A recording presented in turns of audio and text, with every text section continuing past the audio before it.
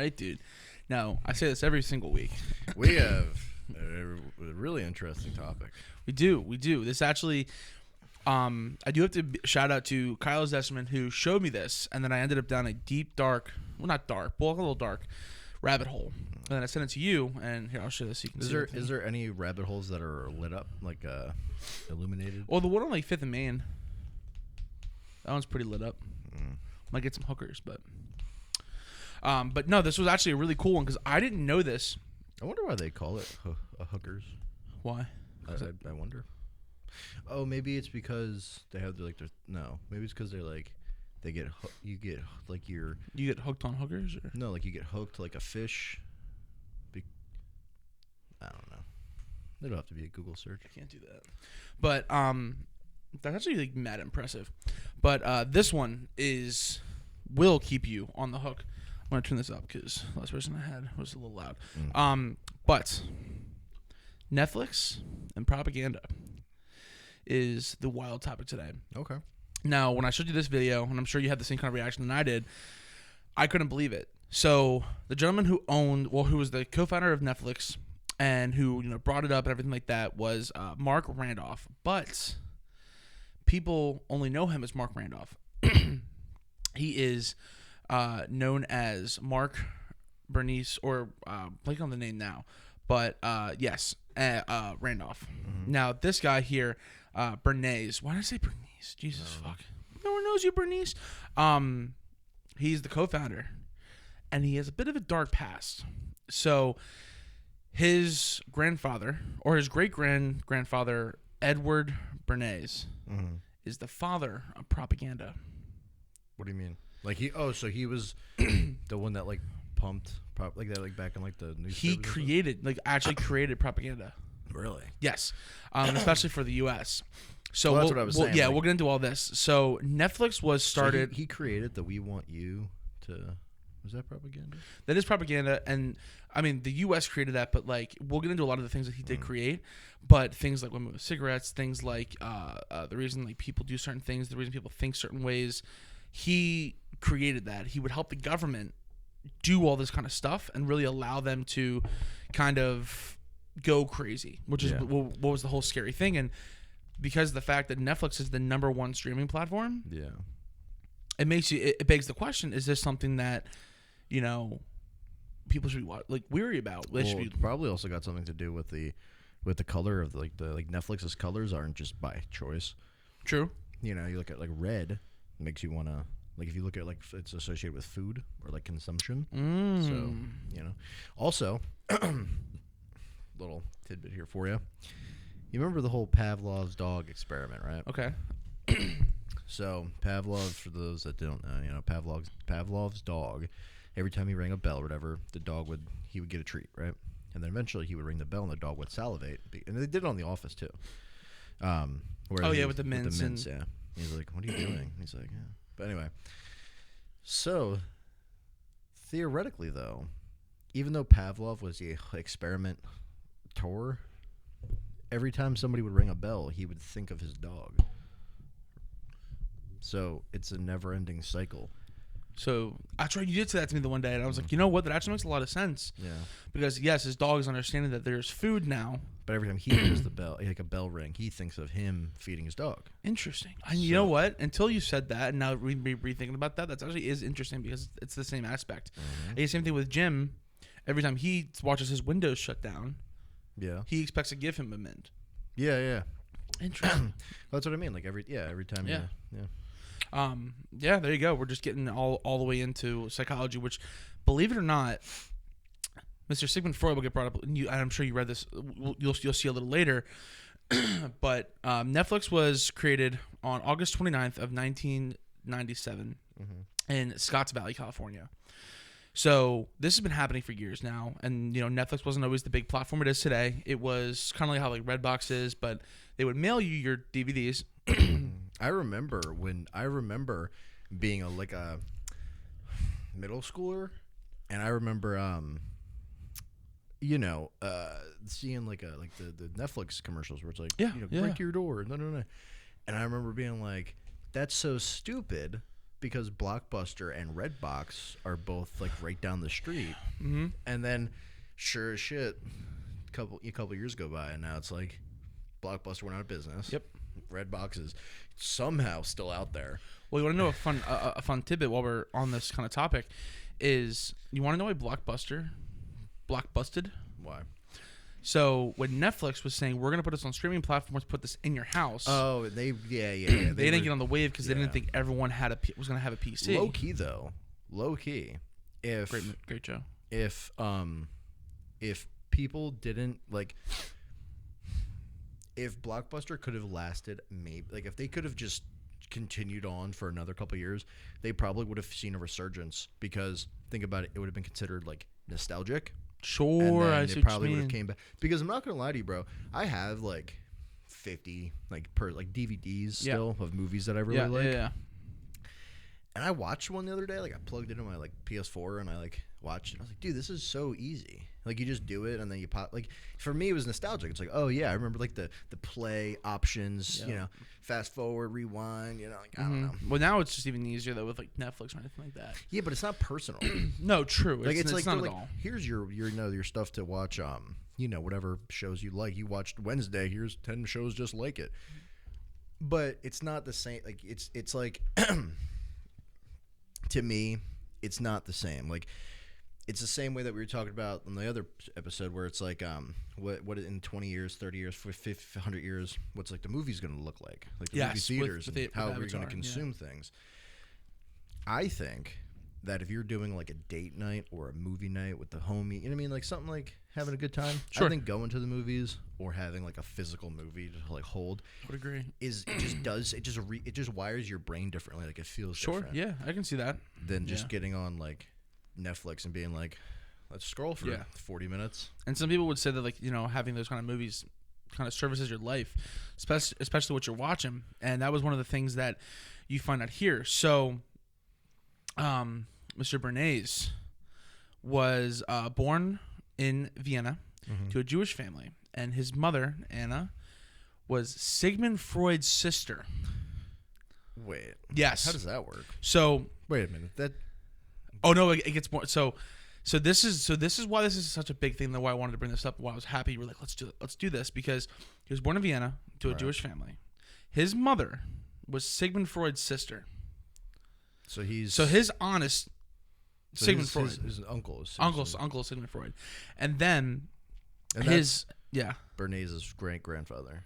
No, Bernays we're in current time. So Bernays, he was born. His mother, his direct uncle, is Sigmund Freud. Oh. And his father, if I wish I wore my glasses, his father Eli was the brother of Freud's wife. So literally, you have the father of propaganda, born into. He's an actual Freudian. Like, he's not just some like 16-year-old girl that's finding out what psych or soc is. Yeah. This is what it is. So this is one of the things that make the theory so compelling is you have this man who has become so prolific and now has this great grandson, Mark, who has the biggest streaming platform, who, let's just take Wednesday, for example, blew up. Yeah. All over TikTok, all over Instagram, Facebook, everything. And it's on his streaming platform. He creates all this. So now, do you think that should be illegal? What do you? So you're saying should it be illegal for someone like him to own a platform like that? Constitutionally, no. Constitutionally, no. But I'm saying like this just goes to prove that the government and that streaming, like these things do mind control you to a certain extent. Like, I think when people hear the word mind control, they think of like the circles for the eyes, and they're like, oh. Yeah. But when you think about it, right, everything is consumption, right? Like you have to consume TikTok now, or Twitter, or Instagram, or YouTube, or movies, or shows, and you know, I gotta say, when I was little, I never was like watching. Like I would watch TV and stuff, but I was always outside. Sure, right? I was the same way.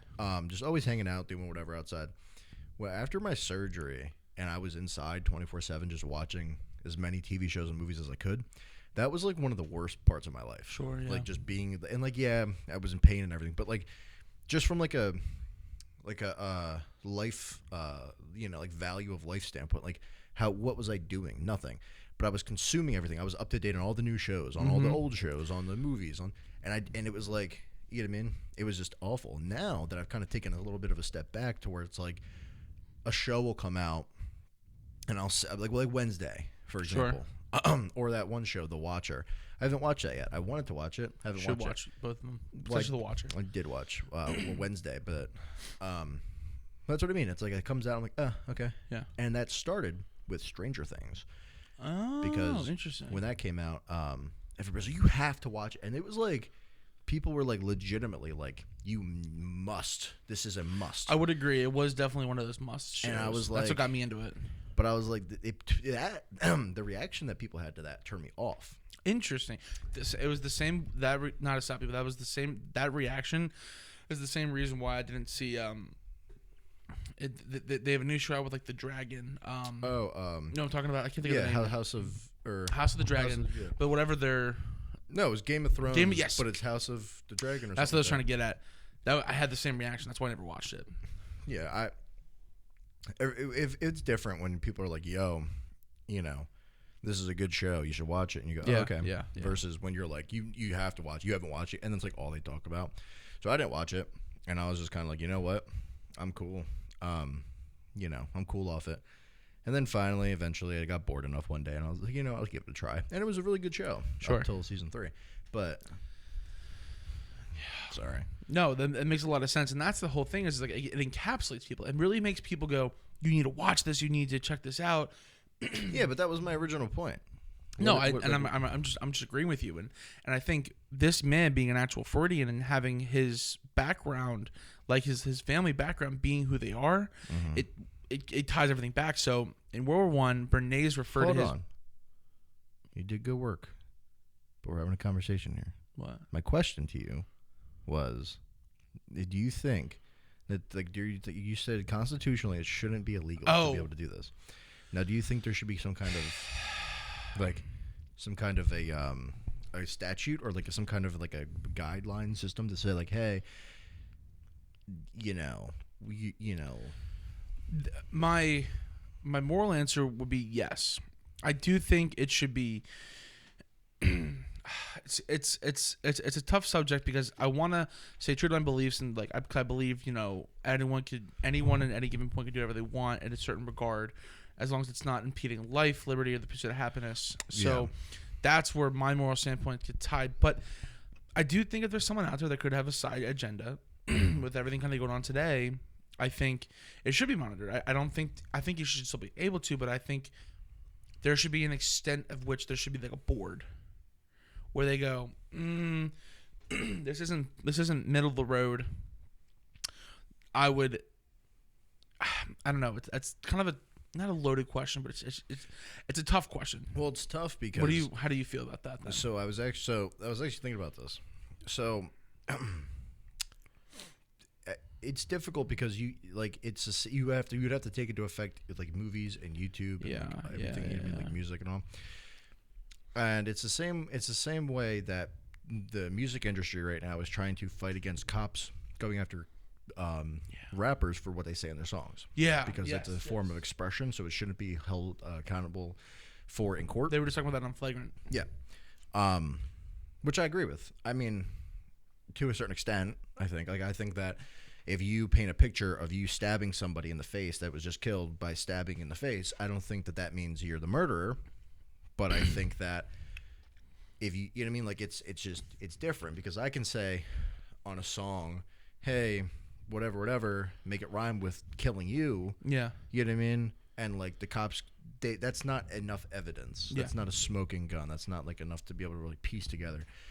So in terms of like Netflix and stuff, I think when you have such a huge platform, I just think that there should be a way that they like segregate different topics from like. See, you see what I'm saying? Yeah, it's tough because you have the most people in the world are watching your show or your on your platform, right? And this is what frustrates me about the whole, like all these different movements and stuff. Like whether, you're for or against LGBTQ, Black Lives Matter, the fight, the support for Ukraine, Sure. whatever it is. Yeah. I don't think that if you're a multimedia streaming platform covering all bases because you want all consumption Sure. from all areas, Yeah. that you should have very specific things being promoted on your platform. Interesting. So Okay, like I don't think I should click onto Netflix and I see the gay pride flag or Black Lives Matter or same thing like MAGA 2020. Like I don't think Yeah. we should see that because it's now you're aligning yourself in a very specific way, right? It's not that you're saying, "Hey, we're all in the same pool. Let me give you this." This is okay. So we're giving this stuff to you guys but really focus on these people. But like we're giving everything to everybody. You know what I mean? To me, you can't do that. Sure. No, I definitely see what you're saying, and I think that's a better way of wording it than I was going to say because that makes a lot more sense to me. But definitely having someone who has this guy's background, who's considered the father of propaganda, and is an actual Freudian, and then now his great grandson has the biggest streaming platform. Yeah, I think that these are things that people should be worried about and people should be like recognizing. Yeah, and I just can think of so many shows that really impact people's lives, and I feel like there's a lot of shows nowadays that used to be really, really good, but you're also noticing agenda being pulled into it. And that's what bothers me is I feel like I should be able to watch a show and I really don't care about anything about like, LGBTQ. Not that I don't care, but I'm saying like, if it's in there, awesome, cool, great, but don't push it in there because that's the agenda. You know what's a prime example of that? What? And this goes like my personal belief is I don't think an actor should ever be bigger than the role that they're playing. Sure. So like for example, like with Daniel Craig, he's my favorite James Bond. If they come out with another James Bond, I'm not gonna freak out. Oh, I know what he you're would just saying. be my favorite. Yeah. Unless there's a better one. But I don't think there should be like, for example, with the Umbrella Academy, I don't think that like if you have like so basically one of the main characters of the show, she transitioned to become a man, right? Whatever. But my thing is, if I'm the producer of the show, or if I'm like, if I'm in charge of running the show, I don't see why,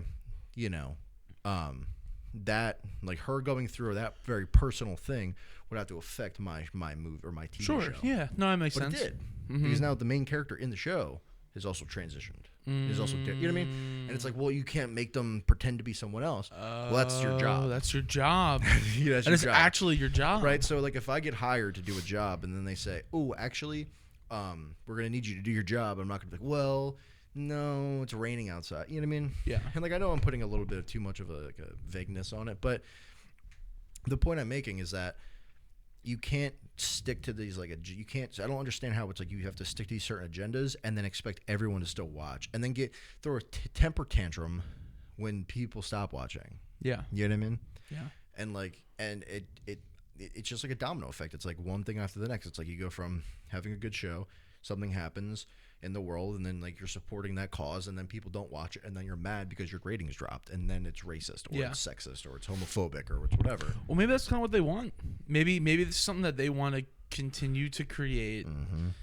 Oh well, there's definitely hands spinning the pot. Like there's things happening. Like there's no like we've already outlined a little bit of it between like the Kyle Rittenhouse thing and the Maxwell thing and Kanye and China and Ukraine. Like yeah.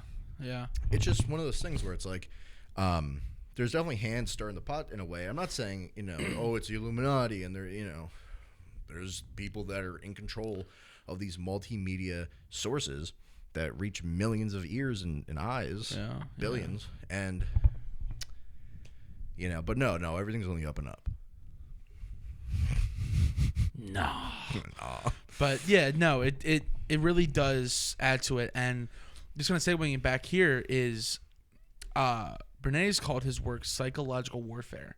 And I thought this was interesting because we just talked about it. Maybe this is what they want. They want to stir the pot. There's people taking their hands and without gloves and doing all that. And there was basically a lesson that they learned from the CPI, which is like the whole propaganda situation, was that they applied it to a lot of different things and a lot of different attributes. So, and right in here it says, in the other worlds that could be done for a nation at war, could be done for organizations and people and nations at peace. So, essentially, the things they're doing in America and across the seas and whatever it is to create conflict or peace in certain areas, they can do that anywhere within a nation that has peace. Yeah. And then what was interesting is you see all these propaganda things between MAGA and whatever it is, and BLM and the LGBTQ, is a nation that hasn't been at war, and I mean like war, you know what I'm saying, for however long, and they're just slowly dividing all of us. Well, yeah, right there, people in a nation at peace. But that was kind of the point I was getting at with. Should he be allowed to do that? Is because if you're very good at manipulating someone to think a certain way, should you be in charge of being allowed to reach billions of people with essentially your viewpoint? You know what I mean? Because you look at someone like Chris Pratt, or there's always things that come out in the tabloids and be rumors about it and stuff but it's funny how Chris Pratt is all of a sudden an awful human being, and he's with this and a third, and he cheated on his ex-wife to get with this girl, and what comes out, but he's a devout Christian, doesn't support this, doesn't support that, right? It's the same way that everyone's loving Brendan Fraser right now, even though 2 years ago, 3 years ago, nobody cared about what happened to him. Yeah. Now everyone cares.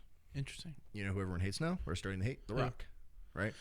Interesting. He's in more movies and stuff. But if you look back 10 to 15 years ago, the roles were shifted, where Brendan Fraser was the one that got outed for The Rock. And so it's funny how somebody brought it up, and ironically it was on Twitter. It was a TikTok that I saw on Twitter. But it was like, it's funny, it's almost like somebody wants you to.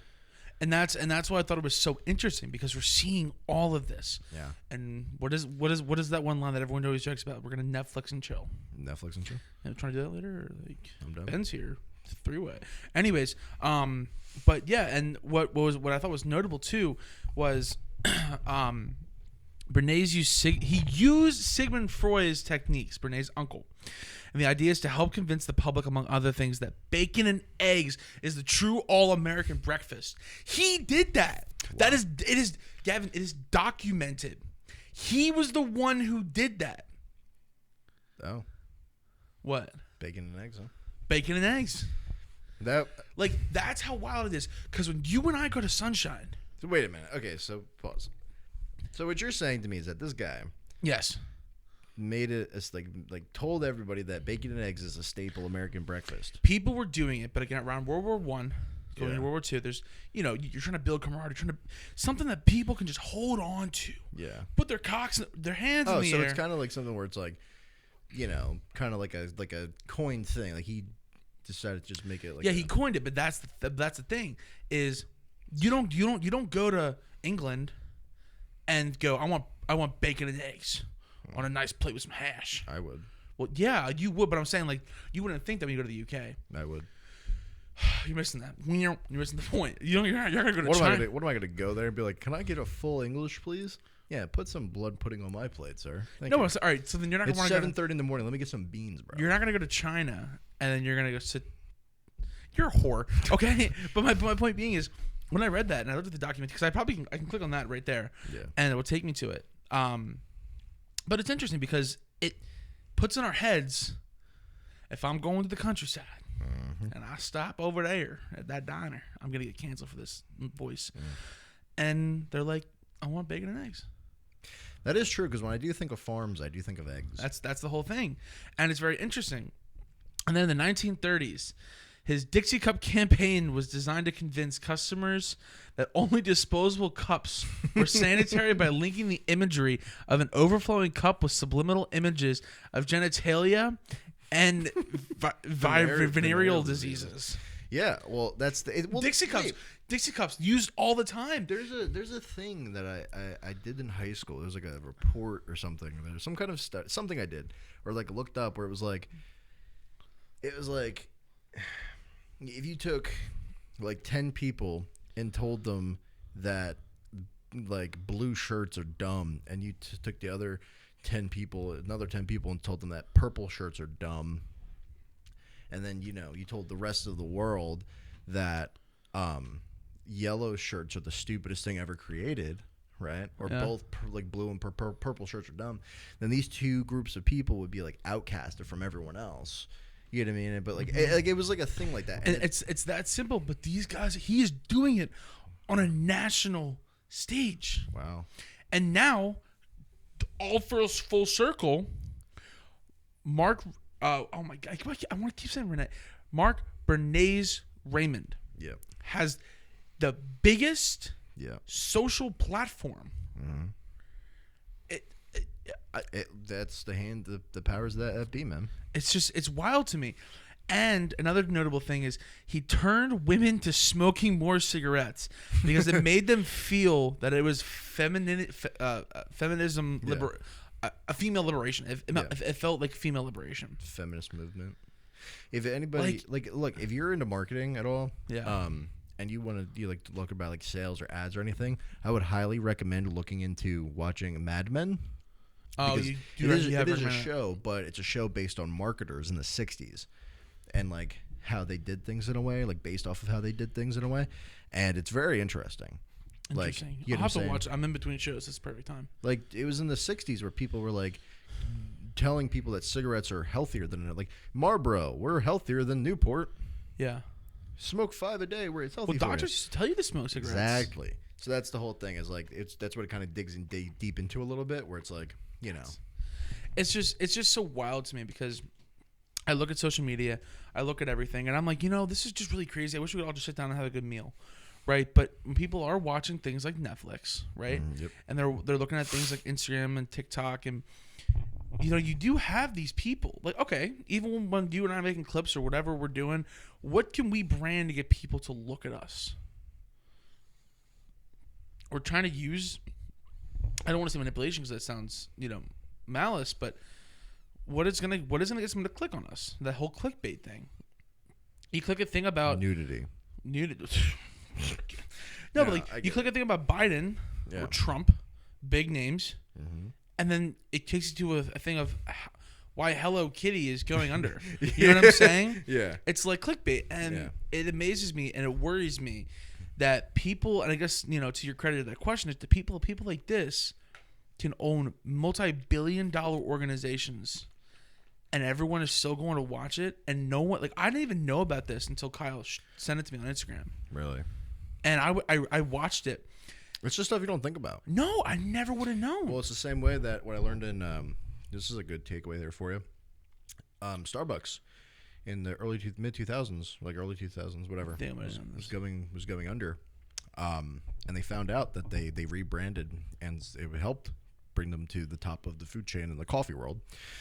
Or I think Devlin told me this years ago. Yeah. So basically, from what happened was they were, and this is actually documented as well. You can actually see the change. So, have you ever watched this show, the movie Kicking and Screaming? No, I've not. With Will Ferrell.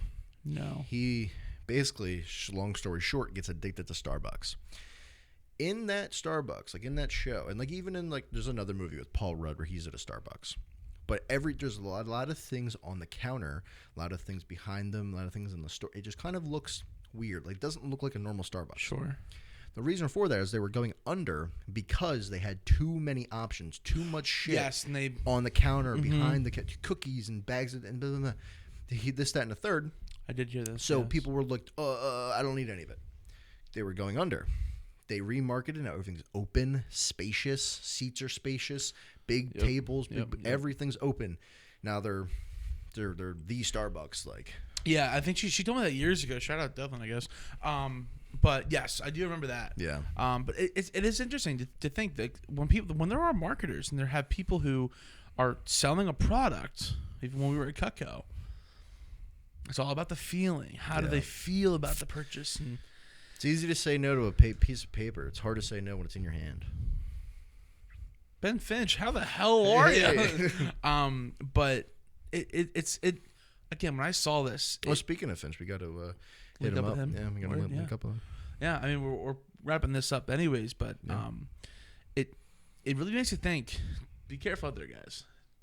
But what a world we live in, my friend. I know. It's ridiculous, dude. Well, is there anything else you want to add, my friend? No, that should be it. I think I'm good.